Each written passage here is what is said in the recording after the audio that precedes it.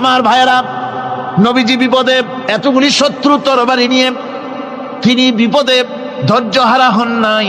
আস্তে করে ঘরের থেকে বেরিয়ে হযরত আবু বকরের বাড়িতে গিয়ে হাজির। দরজায় গিয়ে আওয়াজ দিলেন, আবু বকর। অমনি দরজা খুলে গেল। লাব্বাইক ওয়া সাদাইক। হুজুর বলেন, আবু বকর রে, একটা ডাকে কেমনে সাড়া দিলে? তুমি কি ঘুমাইছিলে না?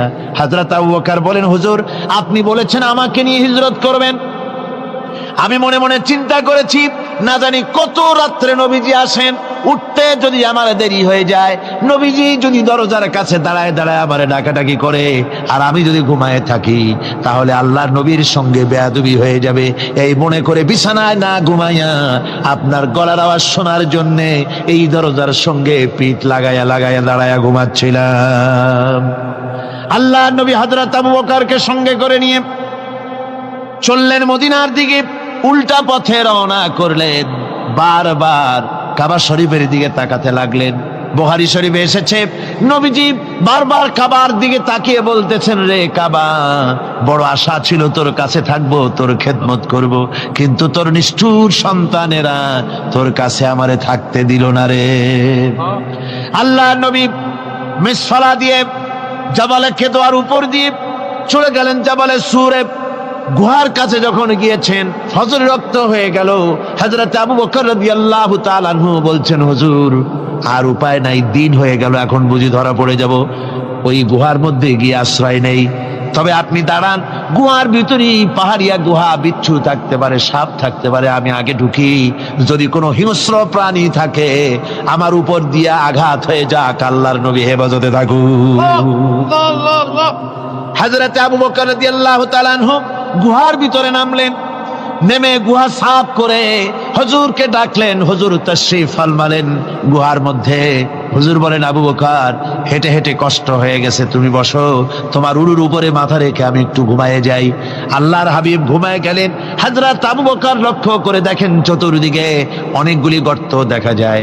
এই গর্ত থেকে সাপ আসতে পারে, বিচ্ছু আসতে পারে মনে করে নিজের গায়ের চাদর ছিঁড়ে ছিঁড়ে গর্তগুলি বন্ধ করা শুরু করে দিলেন। কয়েকটা গর্ত বন্ধ করার মতো চাদর আর নাই, পাও দিয়ে চেপে ধরলেন। এক পাহাড়িয়া বিষধর সাপ বেরোবার জন্য চেষ্টা করে বেরোবার পথ খুঁজে পেয়ে হযরত আবু বকরের পায়ের উপরে দংশন করেছে। বিষের যন্ত্রণায় হযরত আবু বকরের চোখ থেকে পানি দরদর করে পড়ছে। রাসূলুল্লাহর ঘুম ভেঙে গেল। আল্লাহর নবী তাকে বলেন, আবু বকর, চোখে পানি কেন? বাড়ির কথা বুঝি মনে পড়ে গেছে? হযরত আবু বকর বলেন, ইয়া রাসূলুল্লাহ, আল্লাহর নামে কসম করে বলি, যেই দিন আমি ঈমান এনেছি ওই দিন থেকে আমার মা বাপ, আমার কোলে আমার সন্তান, আমার স্ত্রী, আমার জায়গা জমি ঘর বাড়ি, এমনকি আমার নিজের আত্মার চাইতে হুজুর আপনারে ভালোবাসি বেশি। তাহলে কাঁদো কেন? হযরত আবু বকর বলেন, হুজুর বাড়ির জন্য কাঁদি না, ছেলেপেলের জন্য কাঁদি না, সাপে দংশন করেছে, যন্ত্রণায় কাঁদতেছি। আল্লাহর নবী সঙ্গে সঙ্গে মুখ থেকে থুতু বার করে যন্ত্রণার জায়গায় লাগাই দিলেন। সঙ্গে সঙ্গে যন্ত্রণা বন্ধ হয়ে গেল। হুজুর বললেন, আবু বকর, প্রথম যখন তোমার এই আঘাত করেছিল সাপে, আমাকে কেন তাড়াতাড়ি বলো নাই? এতক্ষণ তো তোমার কষ্ট হতো না। হযরত আবু বকর বলেন, ইয়া রাসূলুল্লাহ, ওটা তো সাপে কাটার যন্ত্রণা, ওই যন্ত্রণায় আমার রক্ত জ্বলতেছে, যন্ত্রণায় যন্ত্রণায় আমার কলেজাটা যদি ফেটেও যেত। আল্লাহর হাবিব আরাম ফরমাচ্ছিলেন, আমি তাকে আরামে বিঘ্ন ঘটাতে পারতাম না। আমার ভাইয়েরা, হযরতে আবু বকর, হযরতে রাসূল দুজন বসে আছেন। এমনি সময় কাফের বেঈমানেরা খুঁজতে খুঁজতে জায়গা মতো এসে গেছে। একজনে বলে ভিতরে আছে, আর একজনে বলে নাই। পায়ের যদি থাকবে তাহলে মাকড়সায় জাল বুনালো কি করে? পাখি ডিম পেড়ে বসে আছে কি করে? তাদের সন্দেহ হতে লাগলো। এর মধ্যে নাই একজন বলে আছে আর একজন বলে নাই। হযরত আবু বকর ভয়ের চোটে কেঁদে ফেলেছেন, হুজুর আর উপায় নাই। এই যে অবস্থা, এই অবস্থার ভেতরেও আল্লাহ নবী এতটুকু ঘাবড়ে যান নাই। শত্রুরা তরবারি নিয়ে এসেছে, সুযোগ পেলেই একটু তাকালেই দেখতে পাবে, তুলে মেরে ফেলে দেবে। আল্লাহর হাবিব মোটেই ধৈর্য হারালেন না, এতটুকুন হতাশ হলেন না। আল্লাহ পাকের হাবিব তার সাথীকে কি বললেন? তখন কোরআনে কারীম সূরা তাওবার মধ্যে আল্লাহ তা উদ্ধৃত করেছেন মুমিনদের জন্য, ইযহুমা ফিল গার ইয ইয়াকুলু লিসাহিবিহি লা তাহজান ইন্নাল্লাহা মা'ানা। ও আমার সাথী, ও বন্ধু, ভয় করো না, চিন্তা করো না, আমরা মাইনরিটি নই, আমরাই মেজরিটি। তার কারণ আল্লাহ আমাদের সাথে আছেন। সুবহানাল্লাহ বিহামদিহি, আল্লাহ আমাদের সাথে আছে। আর বন্ধুগণ, কোরআনে কারীমে রব্বুল আলামিন বলেন, فأنزل الله سكينته عليه وأيده بجنود لم تروها। আল্লাহ পাক তার মনের মধ্যে গভীর প্রশান্তি এবং স্বস্তি দান করলেন, আর এমন সৈন্য দিয়ে সাহায্য করলেন যে সৈন্যদেরকে তোমরা দেখতে পাও না। এভাবে করে রব্বুল আলামিন মুমিনদের বিপদে আপদে মুসিবতে সব সময় আল্লাহ পাক মুসলমানদেরকে সাহায্য করেছেন। জোরে বলেন সুবহানাল্লাহ। মুমিনদের সাহায্যকারী আল্লাহ। তাই ইসলামী আন্দোলনের সাথে যারা আছে, যারা কর্মী, যারা নেতা, যারা মুমিন, যারা ঈমানদার, মেঘের মতো প্রচন্ড কালো মেঘ হয়ে চতুর্দিক থেকে অন্ধকারের মতো সে এসেছে বিপদ, কোন বিপদ না। আল্লাহ পাক সাহায্যকারী। কে সাহায্যকারী? জোরে বলেন, সাহায্যকারী কে? আল্লাহ সুবহানাহু ওয়া তাআলা, তিনি সাহায্যকারী, ভয় নাই। আল্লাহ পাকের উপর ঈমান আনলে পরে কলিজার ভিতরে দুর্জয় সাহসের সৃষ্টি হয়ে যায়, কোনো ভয় অন্তঃকরণে তার থাকে না। আল্লাহ পাক সাহায্য করেন। আর আল্লাহর উপরে ঈমান আনলে পরে রব্বুল আলামিন বলেছেন, ইয়া আইয়ুহাল্লাযীনা আমানু হাল আদুল্লুকুম আলা তিজারাতিন তুনজিকুম মিন আযাবিন আলীম। এমন একটা ব্যবসার কথা কি বলবো না যে ব্যবসায় তোমাদেরকে জাহান্নামের আযাব থেকে বাঁচায় দেবে। তার প্রথম কাজই হলো আল্লাহর প্রতি ঈমান আনা। ঈমান আনলে পরে এই সমস্ত গুণ তৈরি হয়ে যায়। আর ঈমানে সবচাইতে উপকৃত হয় সমাজের লোকেরা, রাষ্ট্রের লোকেরা, পরিবারের লোকেরা, দেশের মানুষ উপকৃত হয় মুমিনদের দিয়ে ঈমানের কারণে। তার কারণ হলো একজন মুমিন, একজন ব্যক্তি যখন ঈমানদার হয়, মুমিন হয়ে যায়, আল্লাহর প্রতি যখন প্রগাঢ় বিশ্বাস তার এসে যায়, তখন সেই ব্যক্তি নৈতিকতার মান তার বেড়ে যায়। জোরে বলেন সুবহানাল্লাহ। নৈতিক চরিত্রের উপরে সে প্রতিষ্ঠিত হয়, সে মিথ্যা বলতে সাহস পায় না। মুমিন ব্যক্তি মিথ্যা বলতে সাহস পায় না। কেন পায় না? মিথ্যা বলতে সাহস পায় না, ঠকাতে সাহস পায় না, ওজনে কম দিতে সাহস পায় না, শয়তানি বদমাশি করতে সাহস পায় না। তার কারণ হলো আল্লাহ পাক বলে দিয়েছেন, মুমিন কোরআনের ভিতরে পড়েছে, ইয ইয়াতালাক্কাল মুতালাক্কিয়ানি আনিল ইয়ামিনি ওয়া আনিশ শিমালি কাঈদ। দুজন নিয়ন্ত্রণকারী ফেরেশতা তোমার ডানে এবং বামে বসে বসে তোমাকে নিয়ন্ত্রণ করছে। কোথায় যাও, কি করো, এই ফেরেশতারা বসে বসে সব দেখতেছে। মা ইয়ালফিযু মিন কাওলিন ইল্লা লাদাইহি রাকীবুন আতীদ। মানুষ এমন কোনো কথা বলে না যা ফেরেশতারা রেকর্ড না করে, সব রেকর্ড হয়ে যায়। তাই মুমিন ব্যক্তি দায়িত্বহীন কথা বলতে পারে না। মুমিন ব্যক্তির চরিত্র ভালো হয়ে যায়। সে যে কথা বলে বুঝে শুনে কথা বলে, সে যে ওয়াদা করে বুঝে শুনে ওয়াদা করে। যেহেতু সবকিছুর জবাব কিয়ামতে দিতে হবে। কোথায় দিতে হবে? কোথায় দিতে হবে? কিয়ামতে আল্লাহর দরবারে জবাব দিতে হবে। মহান আল্লাহ রাব্বুল আলামিন বলেছেন, ওয়ালাকাদ খালাকনাল ইনসানা ওয়া না'লামু মা তুওয়াসবিসু বিহি নাফসু। মানুষ সৃষ্টি করেছি আমি, তার অন্তঃকরণের ভিতরে ওয়াসওয়াসা কি হয় আমি জানি। এই জন্য মুমিনেরা মনের ভিতরে কোনো খারাপ কল্পনাও করতে পারে না। খারাপ কল্পনা করলেও তার হিসাব দেওয়া লাগবে আল্লাহর কাছে। কার কাছে? ওয়াইন তুবদু মিন আনফুসিকুম আও তুখফুহু ইউহাসিবুকুম বিহিল্লাহ। আল্লাহ বলেন, মনের মধ্যে যেসব কল্পনা করো তা প্রকাশ করো আর গোপন রাখো, ওইটার হিসাব নেব আমি আল্লাহ পাক। কিয়ামতের দিন আমার কাছে হিসাব দিতে হবে। বন্ধুগণ, এই জন্য মুমিন যারা, মুমিনদের চরিত্র প্রতিষ্ঠিত হয়, মুমিনদের ধারণা থাকে যেখানেই যাই না কেন, যেখানেই বসি না কেন, সেখানেই আল্লাহ, আল্লাহ ছাড়া কোনো জায়গা নাই। আছে নাকি? আছে। আল্লাহ পাক বলেন, মা ইয়াকুনু মিন নাজওয়া সালাসাতিন ইল্লা হুয়া রাবিউহুম। তোমরা যেখানে তিনজন মিলে পরামর্শ করো, মনে রেখো তিনজন নও, ওখানে চতুর্থ সত্তা আমি রব্বুল আলামিন তোমাদের কাছে আছি। সব শুনি আর দেখি, পাঁচজন যেখানে হও সেখানে আমি ষষ্ঠ। এর থেকে যদি কম হও, এর থেকে যদি বেশি হও, বান্দারে তুমি আছো যেখানে আমি আল্লাহ আছি সেখানে। উপায় নাই, সব জায়গায় আমি দেখতে পাচ্ছি। শুধু তাই নয়, রাত্রিবেলায় মানুষেরা গোপনে পরামর্শ করে না? করে কিনা? রাতে রাতে পরামর্শ করে, এক জায়গায় বসে, হলের মধ্যে, পাহাড়ের মধ্যে, কোন জায়গায় বসে পরামর্শ করে। কি পরামর্শ? ইসলামী আন্দোলনের লোকদের মারবে, কোথায় তাদের ধরবে, কোথায় তাদের অত্যাচার করবে, এই সমস্ত পরামর্শ করে। আল্লাহ পাক বলছেন, শুনুন, আল্লাহ রাব্বুল আলামিন বলেন, ওয়া হুয়া মাআহুম ইয ইউবাইতুনা মা লা ইয়ারদা মিনাল কাউল ওয়া কানা আল্লাহু বিমা তা'য়ামালুনা মুহীতা। আল্লাহ পাক বলেন, তিনি তো ঠিক সেই সময়ও তোমাদের কাছে থাকেন যখন তোমরা নিজেদের ঘরের মধ্যে বসে কোনো এক জায়গায় বসে আল্লাহর মর্জির খেলাফ পরামর্শ করো। আল্লাহ তখনও তোমাদের কাছে থাকেন। আল্লাহর ইহাতা থেকে, আল্লাহর কর্তৃত্ব থেকে বেরিয়ে যাওয়ার কোনো উপায় নাই। সুতরাং গোপনে বলেন, প্রকাশ্যে বলেন, যেভাবেই যা কিছু করা হোক না কেন, আল্লাহর কাছে আমাদের সমস্ত অপরাধগুলি ধরা হয়ে যায়। আর এটাই হচ্ছে ইমানের সীমা পরিসীমা।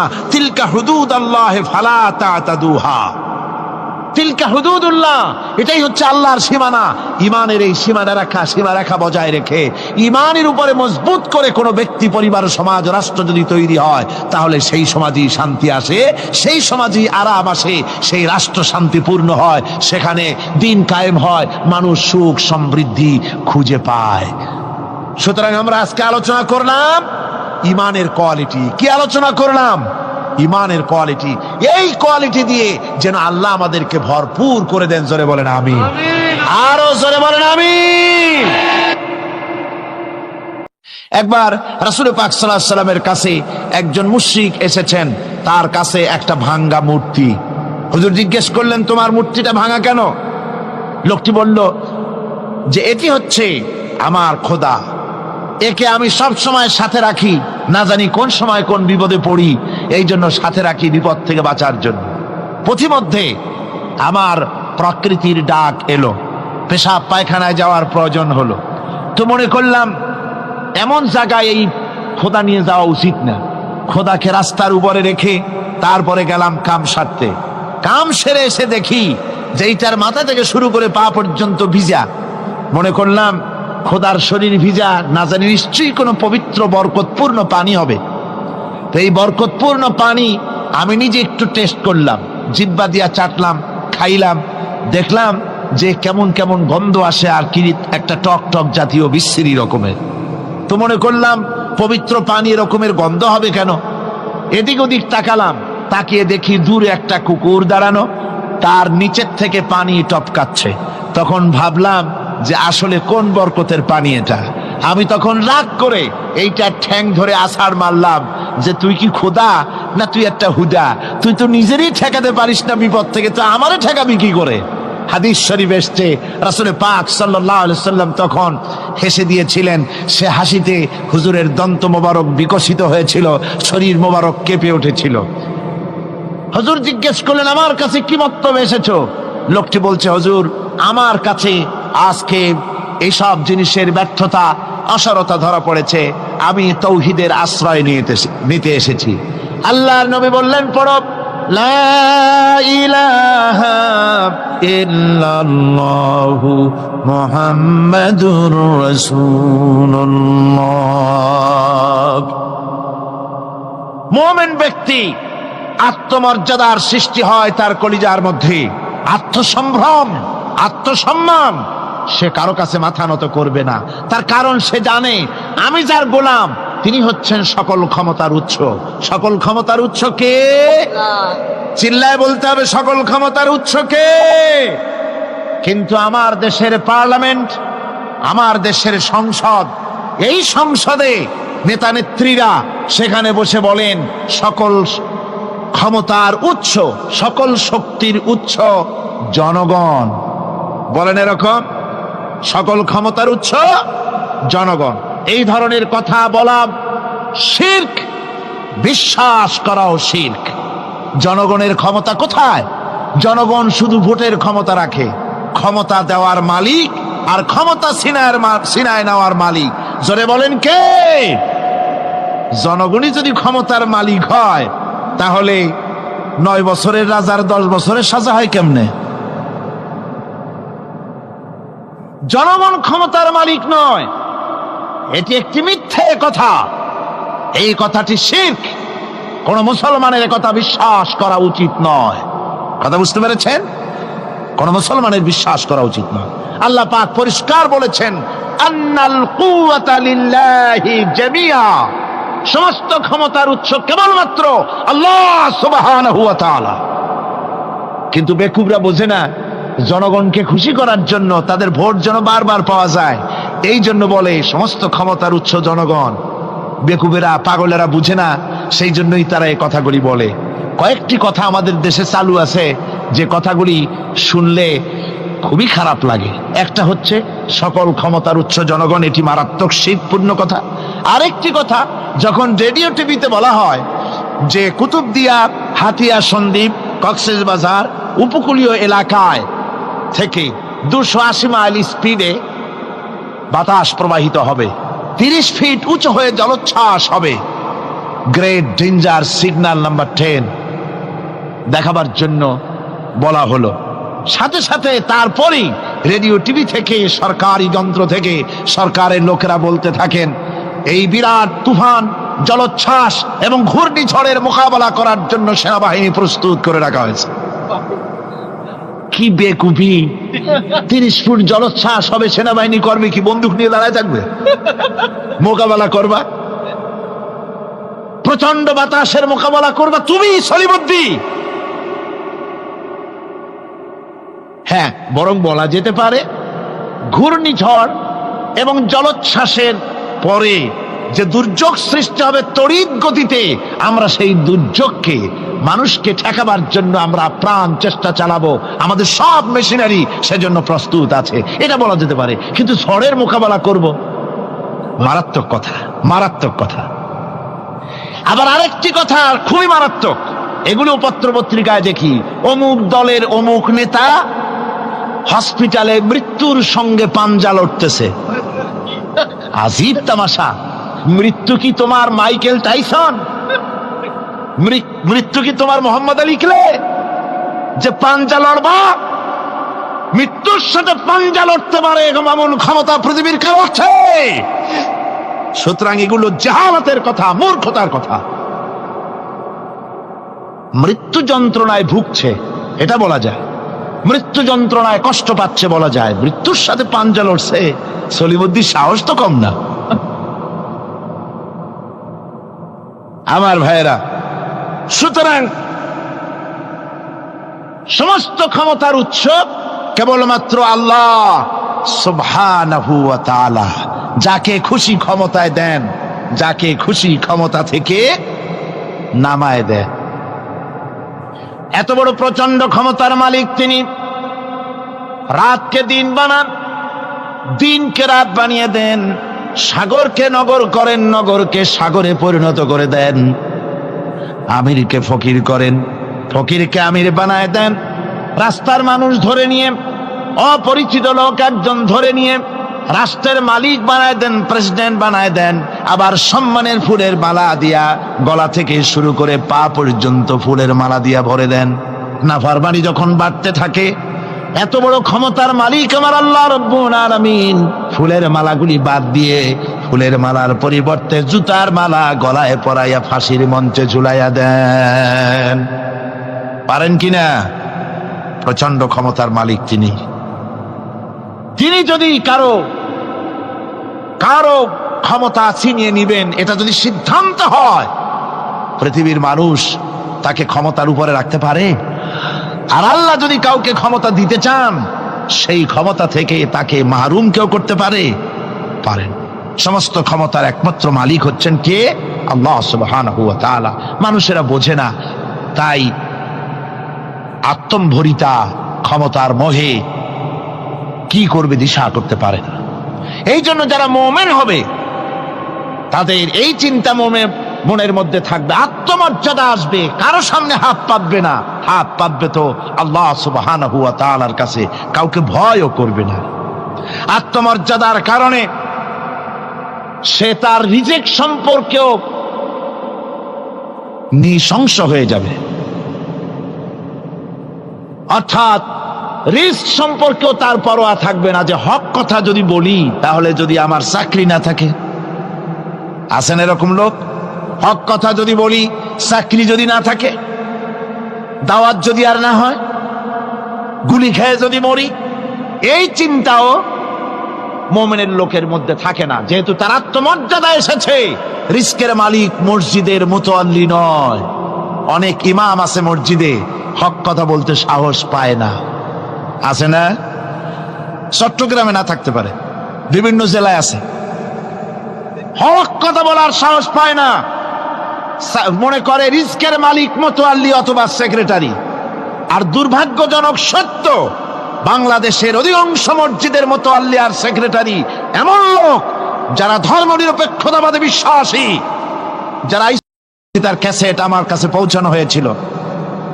আমি বক্তৃতা যখন শুনছিলাম আমার মনে হচ্ছিল যেন তার মুখ থেকে আগুন বর্ষণ হচ্ছে।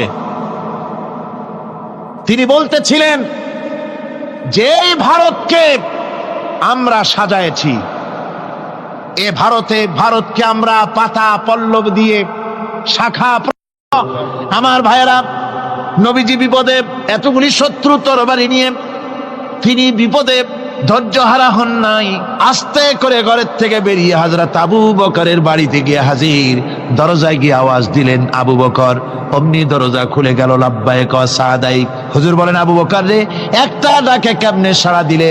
তুমি কি ঘুমাইছিলে না?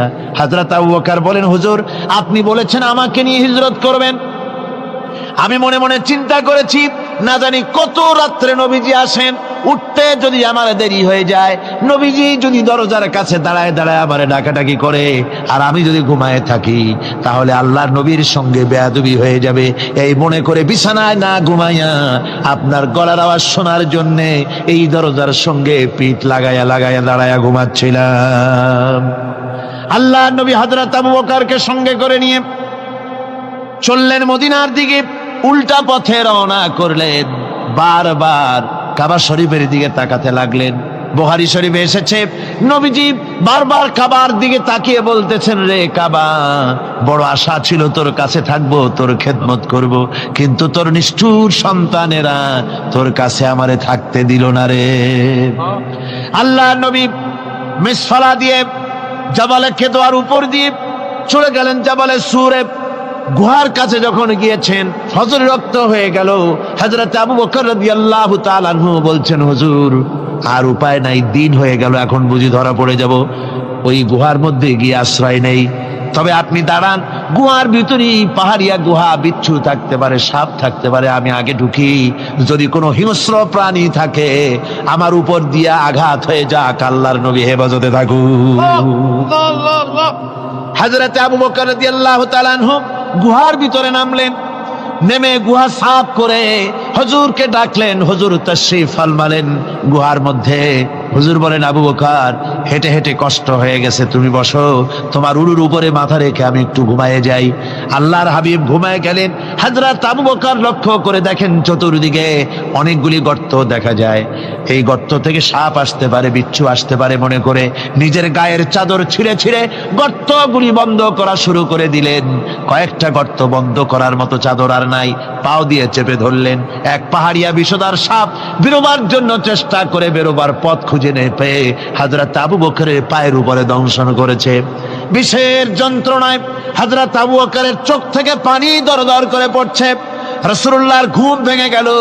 আল্লাহর নবী তাকিয়ে বলেন, আবু বকর চোখে পানি কেন? বাড়ির কথা বুঝি মনে পড়ে গেছে?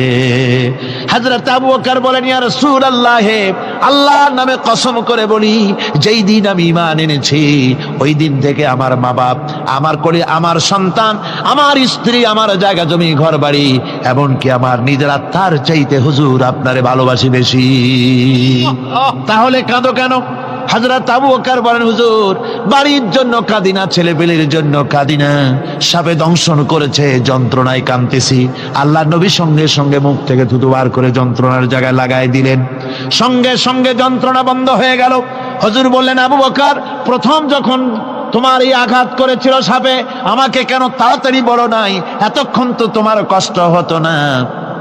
হযরত আবু বকর বলেন, ইয়া রাসূলুল্লাহ, ওটা তো সাপে কাটার যন্ত্রণা, ওই যন্ত্রণায় আমার রক্ত জ্বলতেছে, যন্ত্রণায় আমার কলেজাটা যদি ফেটেও যেত, আল্লাহর হাবিব আরাম ফরমাচ্ছিলেন, আমি তাকে আরামে বিঘ্ন ঘটাতে পারতাম না। আমার ভাইয়েরা, হযরতে আবু বকর হযরতে রাসূল দুজন বসে আছেন, এমনি সময় কাফের বেঈমানেরা খুঁজতে জায়গা মতো এসে গেছে। একজনে বলে ভিতরে আছে, আর একজনে বলে নাই। পায়ের যদি থাকবে তাহলে মাকড়সায় জাল বুনালো কি করে, পাখি ডিম পেড়ে বসে আছে কি করে, তাদের সন্দেহ হতে লাগলো। এর মধ্যে নাই একজন বলে আছে আর একজন বলে নাই। হযরত আবু বকর ভয়ের চোটে কেঁদে ফেলেছেন, হুজুর আর উপায় নাই। এই যে অবস্থান, এই অবস্থার ভেতরেও আল্লাহ নবী এতটুকু ঘাবড়ে যান নাই। শত্রুরা তরবারি নিয়ে এসেছে, সুযোগ পেলেই একটু তাকালেই দেখতে পাবে, তুলে মেরে ফেলে দেবে। আল্লাহর হাবিব মোটেই ধৈর্য হারালেন না, এতটুকুন হতাশ হলেন না। আল্লাহ পাকের হাবিব তার সাথীকে কি বললেন, তখন কোরআনে কারীম সূরা তাওবার মধ্যে আল্লাহ তা উদ্ধৃত করেছেন মুমিনদের জন্য, ইযহুমা ফিল গার ইয ইয়াকুলু লিসাহিবিহি লা তাহজান ইন্নাল্লাহা মা'ানা। ও আমার সাথী, ও বন্ধু, ভয় করো না, চিন্তা করো না, আমরা মাইনরিটি নই, আমরাই মেজরিটি। তার কারণ আল্লাহ আমাদের সাথে আছেন। সুবহানাল্লাহ বিহামদিহি, আল্লাহ আমাদের সাথে আছেন। আর বন্ধুগণ, কোরআনে কারীমে রব্বুল আলামিন বলেন, فأنزل الله سكينته عليه وأيده بجنود لم تروها। আল্লাহ পাক তার মনের মধ্যে গভীর প্রশান্তি এবং স্বস্তি দান করলেন, আর এমন সৈন্য দিয়ে সাহায্য করলেন যে সৈন্যদেরকে তোমরা দেখতে পাও না। এভাবে করে রব্বুল আলামিন মুমিনদের বিপদে আপদে মুসিবতে সব সময় আল্লাহ পাক মুসলমানদেরকে সাহায্য করেছেন। জোরে বলেন সুবহানাল্লাহ। মুমিনদের সাহায্যকারী আল্লাহ। তাই ইসলামী আন্দোলনের সাথে যারা আছে, যারা কর্মী, যারা নেতা, যারা মুমিন, যারা ঈমানদার, মেঘের মতো প্রচন্ড কালো মেঘ হয়ে চতুর্দিক থেকে অন্ধকারের মতো সে এসেছে বিপদ, কোন বিপদ না। আল্লাহ পাক সাহায্যকারী। কে সাহায্যকারী? জোরে বলেন, সাহায্যকারী কে? আল্লাহ সুবহানাহু ওয়া তাআলা, তিনি সাহায্যকারী, ভয় নাই। আল্লাহ পাকের উপর ঈমান আনলে পরে কলিজার ভিতরে দুর্জয় সাহসের সৃষ্টি হয়ে যায়, কোনো ভয় অন্তঃকরণে তার থাকে না। আল্লাহ পাক সাহায্য করেন। আর আল্লাহর উপরে ঈমান আনলে পরে রব্বুল আলামিন বলেছেন, ইয়া আইয়ুহাল্লাযীনা আমানু হাল আদুল্লুকুম আলা তিজারাতিন তুনজিকুম মিন আযাবিন আলীম। এমন একটা ব্যবসার কথা কি বলবো না, যে ব্যবসায় তোমাদেরকে জাহান্নামের আযাব থেকে বাঁচায় দেবে। তার প্রথম কাজই হলো আল্লাহর প্রতি ঈমান আনা। ঈমান আনলে পরে এই সমস্ত গুণ তৈরি হয়ে যায়। আর ঈমানে সবচাইতে উপকৃত হয় সমাজের লোকেরা, রাষ্ট্রের লোকেরা, পরিবারের লোকেরা, দেশের মানুষ উপকৃত হয় মুমিনদের দিয়ে ঈমানের কারণে। তার কারণ হলো একজন মুমিন, একজন ব্যক্তি যখন ঈমানদার হয়, মুমিন হয়ে যায়, আল্লাহর প্রতি যখন প্রগাঢ় বিশ্বাস তার এসে যায়, তখন সেই ব্যক্তি নৈতিকতার মান তার বেড়ে যায়। জোরে বলেন সুবহানাল্লাহ। নৈতিক চরিত্রের উপরে সে প্রতিষ্ঠিত হয়, সে মিথ্যা বলতে সাহস পায় না। মুমিন ব্যক্তি মিথ্যা বলতে সাহস পায় না। কেন পায় না? মিথ্যা বলতে সাহস পায় না, ঠকাতে সাহস পায় না, ওজনে কম দিতে সাহস পায় না, শয়তানি বদমাশি করতে সাহস পায় না। তার কারণ হলো আল্লাহ পাক বলে দিয়েছেন, মুমিন কোরআনের ভিতরে পড়েছে, ইয ইয়াতালাক্কাল মুতালাক্কিয়ানি আনিল ইয়ামিনি ওয়া আনিশ শিমালি কাঈদ।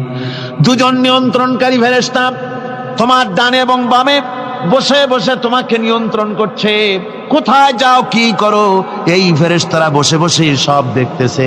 মা ইয়ালফিযু মিন কাওলিন ইল্লা লাদাইহি রাকীবুন আতীদ। মানুষ এমন কোনো কথা বলে না যা ফেরেশতারা রেকর্ড না করে, সব রেকর্ড হয়ে যায়। তাই মুমিন ব্যক্তি দায়িত্বহীন কথা বলতে পারে না।